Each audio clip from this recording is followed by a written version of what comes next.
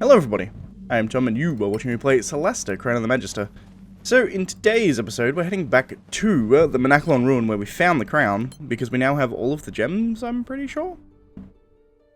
We're going to travel a fair distance. There's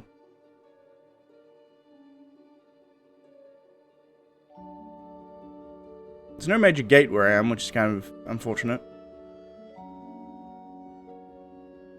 There's no real easy way to get there. Let's just go, I guess. Let's go at a fast pace. Sure. Week to get there. I'll speed this up probably. Okay, so I would have cut that out because there wasn't much going on. We were just traveling. Plus, there was one fight, but it was like attacked by like a couple of bandits, and we took them out really easily. A bunch of these are completed. So we'll get a bunch of stuff here. I'll take the flowers. Don't care about the rest. Sell all of the rest. Perfect. Alright. So the reason that I decided to stop rather than go directly back to, this is a broken major gate, right? I guess I have to actually travel. That's fine. Let's go back to the exit. The reason I decided to stop at KLM rather than going back to the Manaclon Ruin is I'm going to go back to Caer Keflin. Do it at a fast pace. It should be able to get back to Caer Keflin pretty easily. But the reason I want to go back to Caer Keflin is because we have a shitload of money. We've got like 100 platinum or something at this point. So it makes sense to go back and actually like buy a bunch of magic items for my characters. The reason being is that I have all the gems, which makes me think I'm coming towards the end of the game. I assume the main campaign of this is get all the gems, stop the Sorax, right? And we seem to be at the kind of tail end of that. Maybe I'm wrong, maybe there's like a whole second section, I don't know, but I think we're getting to the tail end, so I'm going to spend all this gold so I don't finish the game accidentally with a bunch of gold that I could have spent on cool magic items. That's my thinking anyway. But that involves getting my reputation up with a bunch of these vendors, which means I have to hand out a bunch of the things that I'm carrying around that give reputation, vendor reputation. So, let's start with this guy here for the Arcanum, shall we? Okay, so I've gone through a bunch of selling and stuff. I've bought one thing so far. I don't know how much of this I'm going to keep in the video, so I'm going to go over it again. So the one thing that I've bought is these Braces of Defense, which gives me +2 AC after I actually attune to them. So that puts me at 17 AC on my wizard. So with plus shield when I need it, that's pretty insane, I think. Also, you take into account mage armor on top of that. We're getting up there. You can see we have 10 +3 +1 +1 +2 from the braces will take us to 17. We'll put mage armor on, that gives us another 3, I think. So that's like 20 AC on a wizard. Pretty good, I feel. Although, she also has, I just noticed, a necklace from somewhere. Oh no, that's just a spell focus. That's fine. Cool. But now, we're going to upgrade some weapons, and to do that I need primed weapons, which I think this guy had. He had primed armor for sale. And I was kind of ignoring weapons, but now I'm actually looking at weapon crafting, and there's a couple of weapons that I might want to make. So I need a primed longsword, a primed rapier, and a primed shortbow, I think is what I want. Clear sky. We do. What do you got? So. Primed rapier, I can buy one of those. Primed shortbow, I can buy one of those. Primed longsword, I can buy one of those.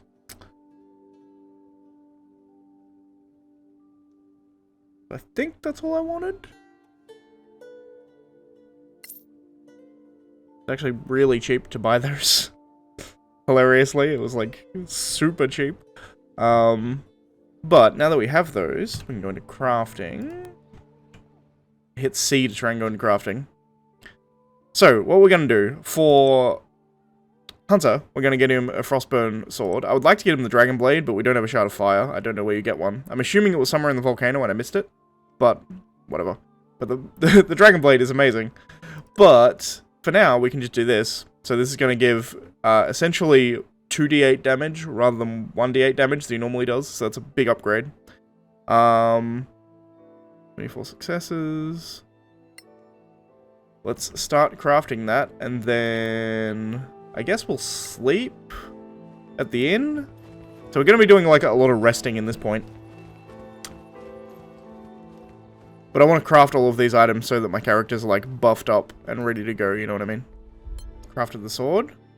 Cancel my long rest. So we have a sword now. Give this to Hunter.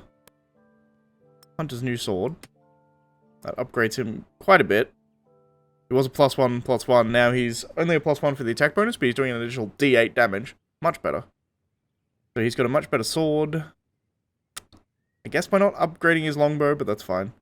We go back to her, and then we can craft the Medusa bow. So what this one does is it does 1d6 piercing damage, and then a 1d8 of poison damage on top. So that just seems good. Start crafting that one. This one is going to take, again, at least 24 hours. I'll speed through this, but I'm just going to take like 24... Well, I'll take a long rest and then 24 short... and then however many short rests we need. And the Medusa bow is done. So, we can then equip the Medusa bow.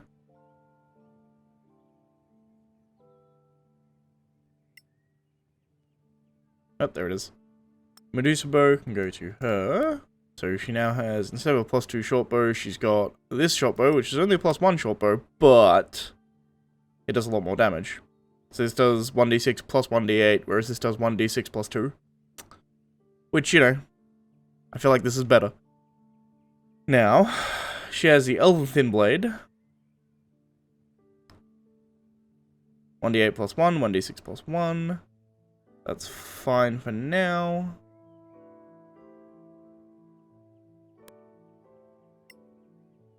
We only have enough rations for like one more long rest, but that's fine, I think.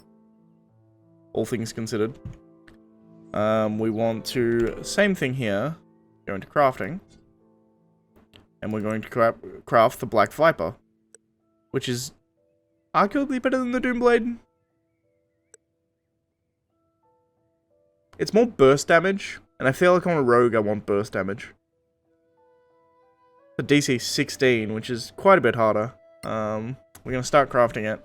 And there we go, Sailor has finished crafting the Black Viper.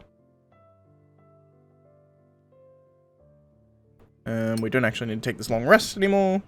So, we now have an upgrade for our weapons here, notably. She's now doing 1d8 on her offhand, +1, so that's amazing. That was her forehand before, and now her initial is 1d8 +1, plus 2d6 +1. Whew! Alright, she's kind of stacked at the moment.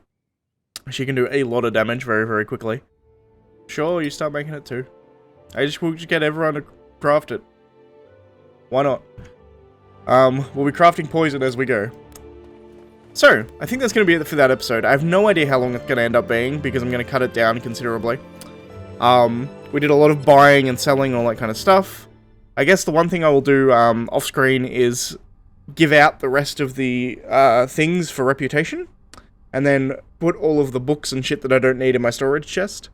And I think that's going to be it. I'll do that in between episodes, though you don't need to watch that. So if you like this video, granted it's a very short one that was very, here's some items kind of an episode, but could end up being 5 minutes long. I don't know, depends how I do my editing. But if you liked it, please leave a like. If you're not subscribed, please consider subscribing. And as always, thanks for watching, and I shall see you next time, where tomorrow, I think we're heading towards the end of the game. This feels like a kind of wrap-up mission. Maybe I'm wrong, maybe it's not, but it definitely feels like it is. So we'll see. Anyway, thanks for watching, guys. I'll see you next time. Alright, we're back for a side note. I also just bought Colgar, just a straight full plate. It's one better AC, so why the hell not? Alright, I'm out. Alright, we're back once again. I ended up doing more shit in this episode than I expected, just because I was going through and looking for items. I found a note that I couldn't read, because I couldn't understand the language that was written in. None of us spoke the language. However, I just went and bought the Scroll of Comprehend Languages and learned Comprehend Languages. So, Let's class that as a ritual, shall we? And I'm pretty sure the way comprehend languages works, can read and speak any language. Perfect. So if we go to this note, I should now be able to read it. We found out that the priest of Misay, Nel Haseth, magical sword I was talking about, this bunch of council deputies seem to be after it too, so maybe they'll get their hands on it. If that happens, you know what to do. Interesting.